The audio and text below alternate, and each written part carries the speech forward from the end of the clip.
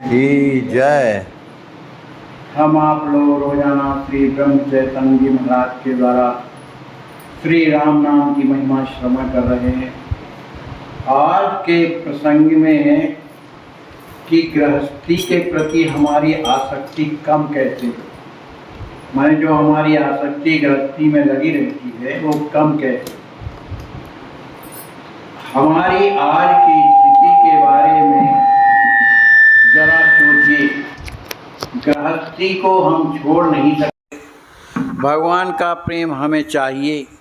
हमारी यह इच्छा है कि गृहस्थी के प्रति हमारा जो प्रेम है उसका त्याग न करते हुए हमें भगवान के प्राप्ति का संतोष हो। वस्तुतः हमारा यह प्रेम व्यभिचारी है। प्रेम भावना ऐसी है कि वह किसी एक ही बात के लिए स्थायी हो सकती है।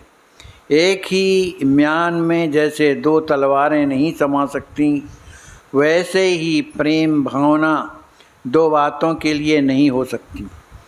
हमारे लिए सच्चा सुख भगवान के पास ही है और उसकी प्राप्ति के लिए हमें गृहस्थी का त्याग ही करना चाहिए, ऐसी बात नहीं है।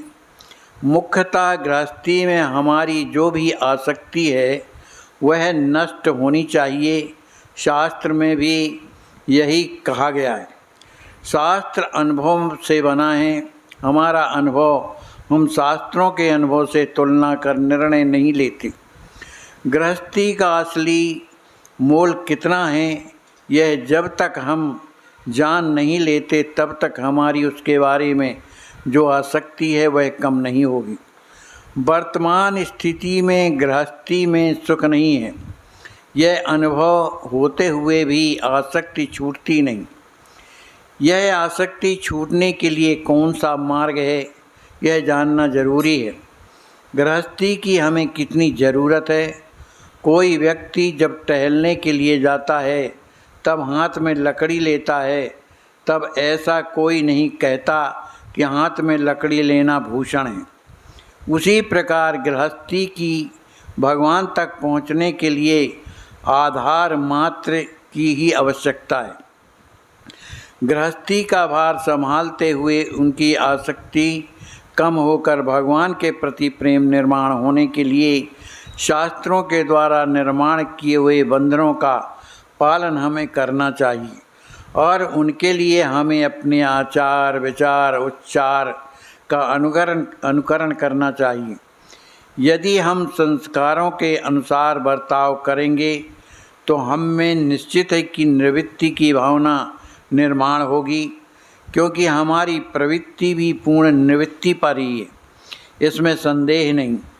अब इसके बाद हम अपना धंधा प्रभु राम के नाम से प्रारंभ करेंगे तो लाभ या हानि जो कुछ भी होगी वो सब प्रभु की होगी। गृहस्थी सदाचार से करें। सदाचार मूलतः सबकी नींव है। नीत धर्म का आचरण हो। नीत धर्म के बंधन हमारे विकारों पर संयम करने के लिए हैं। विचारों से बहुत पवित्र रहें। किसी का भी द्वेष या मत्सर न करें। दूसरों के अहित का चिंतन न करें। उच्चार हो तो बहुत सावधानी से करने चाहिए। सबसे मधुर भाषण करें। जिस जिह्वा से हम भगवान का नाम स्मरण करते हैं उससे दूसरों के अंतःकरण को वेदना न हो, इस तरह का प्रयास करना चाहिए। यह ध्यान रहे कि जब किसी के अंतःकरण की वेदना या पीड़ा होती है तो हम भगवान को ही पीड़ा देते हैं।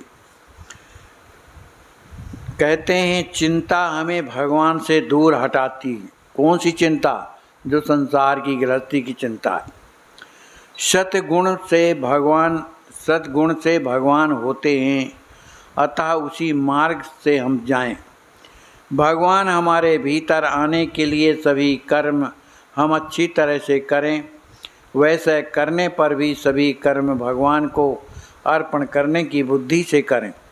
व्यवहार न छोड़ें, प्रयत्न भी कसकर करें, किंतु मन भगवान में कैसे लीन होगा इसकी ओर भी ध्यान दें।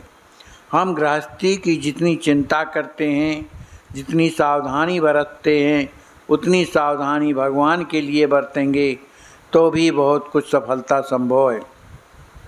हम कितने पराधीन हैं यह तब समझता है जब हम बीमार होते हैं।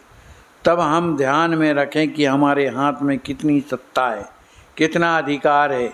चिंता ना करते हुए भी हम प्रयत्न नहीं कर पाते, ऐसी बात नहीं। उल्टे प्रयत्न तो दुगना करने चाहिए, किंतु परिणाम जो होंगे वह भगवान की इच्छा से होने वाले हैं और उसी में हमें संतोष करने को सीखना चाहिए। हम चिंता करते हैं, इसका कारण है कि हम अपने से अधिक दुखी आदमी की ओर देखते नहीं।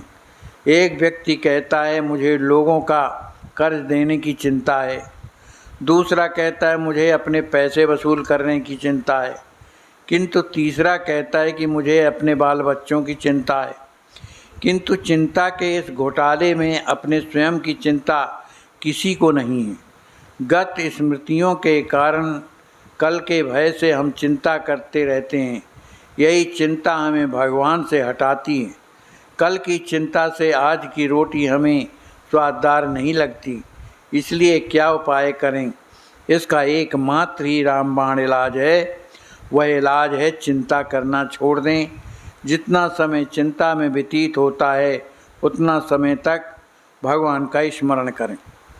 एक व्यक्ति ने मुझसे शिकायत की, क्या किया जाए, मेरा यह बेटा किसी भी बात की चिंता ही नहीं करता, सिर्फ हंसी खेल मजाक में दिन गंवाता है। भविष्य में इसकी क्या हालत होगी? मैंने कहा आपका कहना सत्य लगता है, पर वास्तव में वह सत्य नहीं है। आपको आज तक चिंता करने से क्या उपलब्धि हुई? शरीर और मानसिक पीड़ा सही, भगवान को भूल गए और क्या किया? फिर वही बात तुम अपने बेटे को क्यों सिखाते हो? वह कर्तव्य का पालन जरूर करे और मज़े में रहे, और मैं तो उसे यही कहूँगा कि चिंता ना करे। तुम जब तक गृहस्थी की चिंता करते हो तब तक भगवान की सेवा कर रहे हो, ऐसा कैसे कहें?